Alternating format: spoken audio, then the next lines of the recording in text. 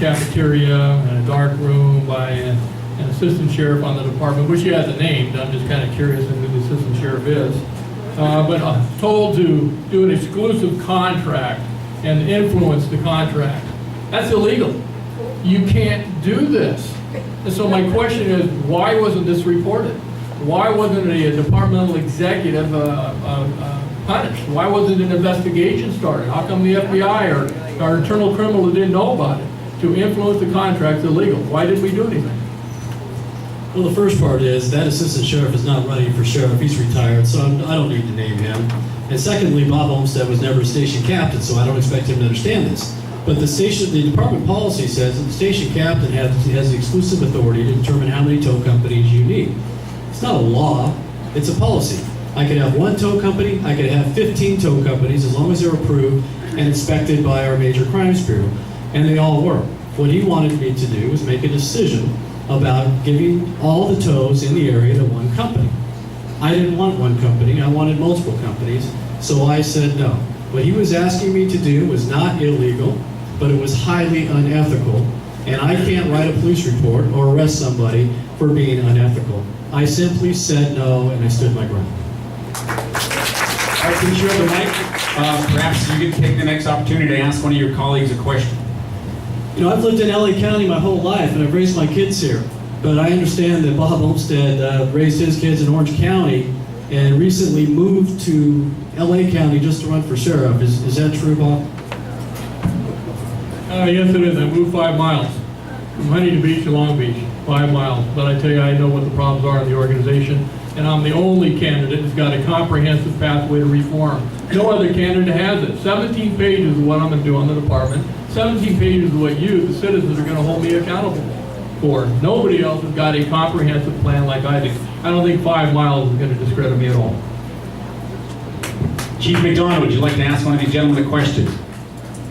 Yeah, probably James Helmold hasn't been asked anything yet, and I know he likes to talk. You're a real hard one.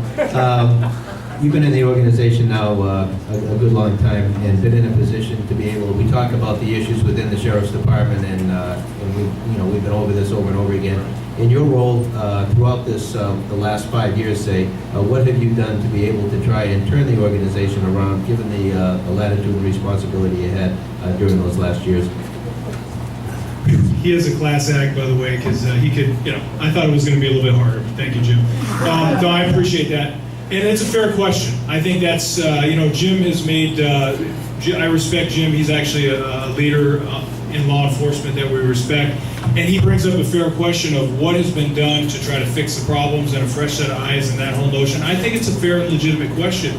There are answers that people within the organization of the Sheriff's Department do have to answer to. And all I would say is that over the last several years, when the department was, the last couple of years that were tough, the sheriff came to me for assistance in bringing back clear expectations, someone who's respected and has credibility within the organization to work with the jail commission to actually implement reforms. And moving forward, I don't want to focus on the past of the Sheriff's Department other than to learn from our mistakes. I want to modernize our Sheriff's Department moving forward. I want to look ahead. We need new energy and new ideas in law enforcement, and that's exactly why I'm running for sheriff.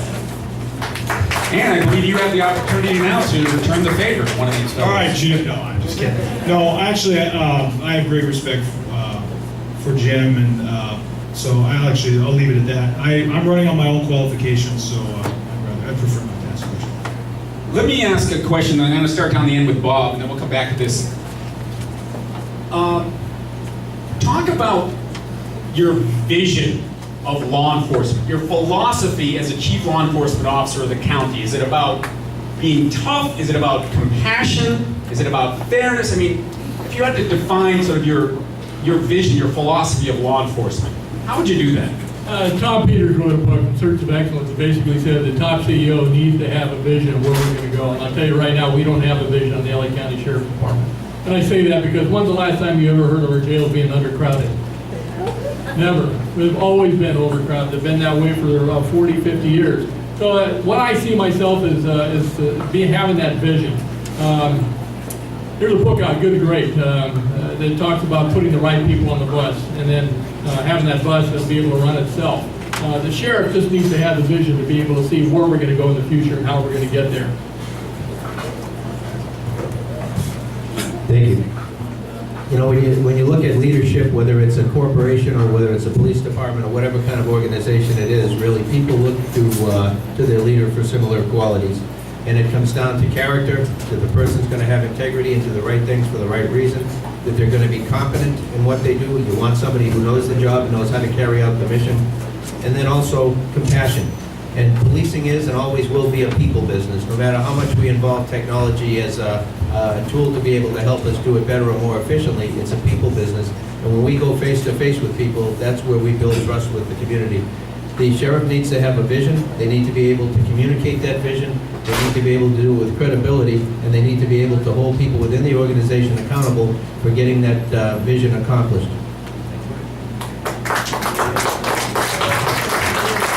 33 years in this business has caused to have in me this deep-rooted belief that everybody in this country is entitled, no matter where they live, if they live in a high-rent district or they live right in the heart of one of the most violent-prone areas in LA County. Everybody in this country has a right when they go home to have a feeling of safety and security. It's your fundamental right in this country to be able to ride your bike, ride your scooters, have your kids play ball in the street, go for a jog, go to the grocery store and feel safe. And it is law enforcement's responsibility to provide you with that environment.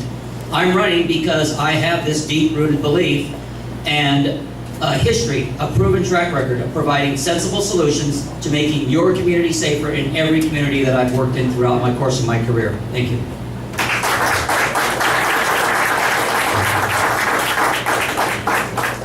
I believe in proactive policing. I still work a radio car, still take people to jail. I also believe in community-based policing. Community policing means working with the good guys and not just against the bad guys. And that means we go out and we form partnerships with the communities we serve, and we find out what's important to you. And those become our public safety priorities. When I was a captain at Carson Station, that's exactly what we did. I went out and met with every neighborhood in my jurisdiction. I took my patrol deputies and my traffic deputies and my gang detectives. Everybody went out with us, and we developed relationships all the way through the chain of command. And out of that came an uncommon level of trust that persists to this day. And I want to expand that to all 23 stations of the Sheriff's Department and every aspect of our operation. Thank you.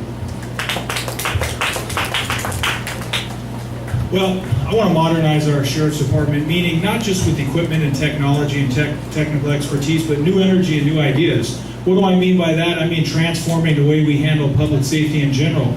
For example, we currently incarcerate thousands of mentally ill individuals. And what we need to do is not mass incarcerate. We need to provide proper care and treatment facilities so that we can lower the jail population and actually have a system that's conducive to future success. It allows it's not a soft on crime, it's actually an approach that focuses our priorities on serious and violent offenders so we can make our community safe. And we also need a long-term business approach to the way we handle the Sheriff's Department. How about phasing our 3,000 vehicles to electric and clean vehicles? It's the right thing to do. It's more economical in the long term. So these are the types of modern approaches that you need for your Sheriff's Department. Okay, we're going to have closing statements in just 1 second. But before we get into the closing statements from the candidates, let's hear it for Phil Schuman. Great job. Also, after they've done their closing statements, before you guys leave, could you please clean up your stuff, your mess? Otherwise, Jules is here all night cleaning up. And we will have a raffle afterwards, so stick around for that. And then also the candidates are going to stick around to answer your questions individually afterwards, except for one candidate does have a prior commitment, so he's going to have to leave. So stick around. And Phil? All right, so that last question gave us sort of some insight into you personally, and I'm going to ask you each with 90 seconds to give us your closing statement. And I know you've all got some notes there that you can refer to or not, but give us a sense of why when we go to that voting place on the 3rd, that your name is the one that we should mark off. Maybe we can start here with Assistant Sheriff Helen Oldham. We'll just go right down the line. So about 90 seconds each for this one, if you would. Right. I challenge us all as residents of Los Angeles County to look at the situation we're in. Let's not have business as usual, one scandal to the next, from different law enforcement agencies, whether it's Rampart scandal, the current situation that we're in with the Sheriff's Department. We need new energy and new ideas, not just respond after the fact. That means our public safety approach, the way we forecast and plan our hiring, proper backgrounds, the people we recruit that have the proper cultural and language skills. This is what Los Angeles County is. We need to also modernize our approach to deal with the emergence of cybercrime, identity theft, and allows us to focus and stay one step ahead of criminals. We can focus on real and violent crime as opposed to overreaching for minor offenses. We also need to engage our future generations in the civic duty. Do you remember being taught by your parents having a civic duty? How come we don't talk about that anymore? So as a law enforcement leader, what I wanted to do is bridge the gap and engage our youth to be involved in community involvement, civic responsibility. These are all the prominent leadership characteristics that we should be building up, not tearing down. And we can start that even with people that are in a tough position in the jail through education-based incarceration. Education, rehabilitation. By the way, there's 100% attendance when they're in jail, right? So we should take advantage of that situation. This is your sheriff's department. I want to be your sheriff. Please vote James Elbow for sheriff on June 3rd. Thank you very much. In one 30-day period, we had an impasse on our contract cities contract. We had an impasse on our trial court funding MOU. We had an impasse on our MTA contract. In all three cases, because of my knowledge of the organization, I was called in to deal with those. And we were able to resolve those within a matter of weeks because of my institutional knowledge of Los Angeles County Sheriff's Department. We've talked a lot tonight about a catastrophic failure of leadership. There has been. There was also a systemic failure of leadership. We have some leaders who are gone. We have some leaders that are still within the organization who don't get it. They either need to change their ways or leave the organization. And I know exactly who they are, and I know exactly where they are. Finally, I'm going to say this. 29 years in the LA County Sheriff's Department. When I left social studies to join the department, there was only one organization I wanted to work for, LA County Sheriffs, growing up in tan and green. I have been disgusted, dismayed, disappointed over the last 15 years with the corruption and mismanagement. A lot of us have, a lot of us are ready to make that change. I have a great incentive to fix the organization. I love this department. I want to make it right. I want to leave it better than I found it. I certainly want to leave it better than it is today. I would be honored to have your vote on June 3rd, Todd Rogers. Thank you very much.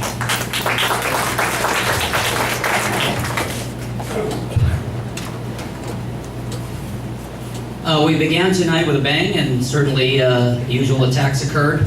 But I just want to make sure that each and every one of you know, for me, it's not personal.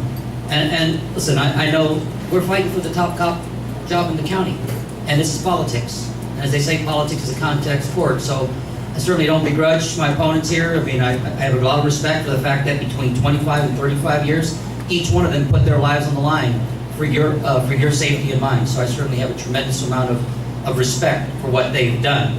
As you go to the polls, I would ask that you, however, look beyond these attention-grabbing statements and look at our qualifications of all the candidates.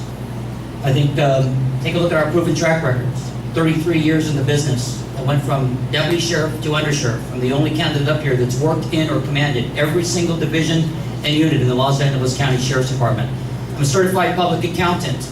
Manage a sheriff's 1.7 to nearly $3 billion budget for 11 years successfully, never once overspending your hard-earned tax dollars. And finally, I'm the mayor of the city I grew up in. I'm in my 10th year as mayor and my 16th year in political office. I believe when you look at the qualifications, you'll find that I have the law enforcement, the business, and political leadership that is necessary to step right in and lead this organization from day one. Again, I would ask for your support on June 3rd, and thank you again very much for being here this evening.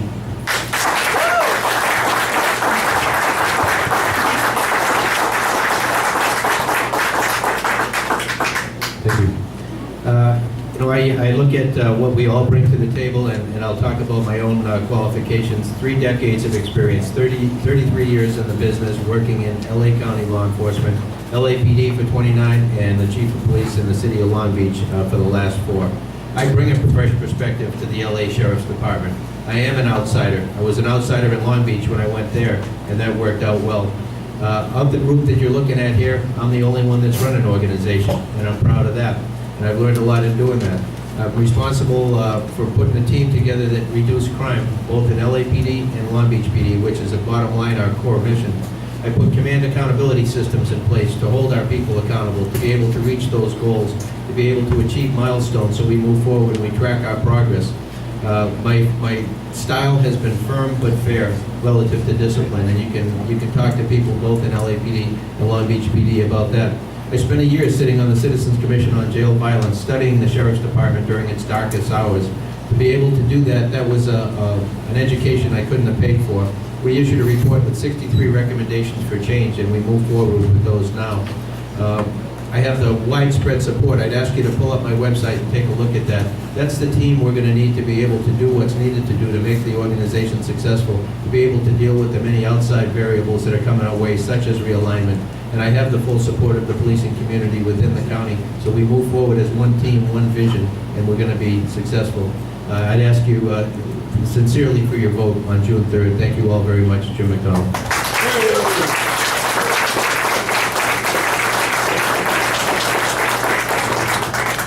Thank you. I'd like to finish tonight at a quote from Martin Luther King. He says that the ultimate measure of a man is not during time of calm and convenience, but during conflict and controversy. And I'm telling you, when I went to the FBI to report the corruption on the department, there was a lot of controversy and a whole lot of conflict.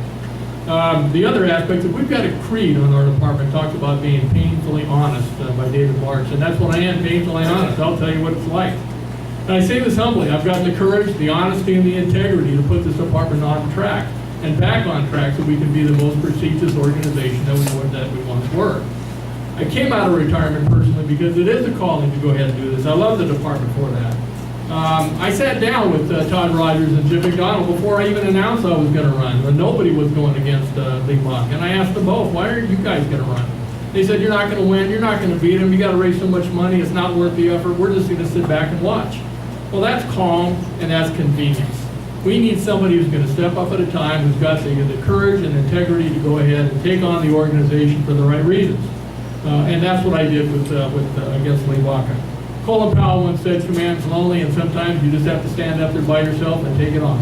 And if that's the case, I'm willing to do so and do it again. Thank you.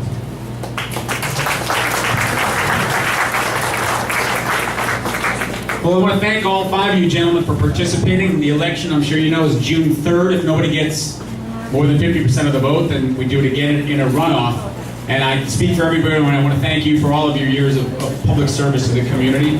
May the best man win. Richard Close. Okay, we have a lottery. I think we'll have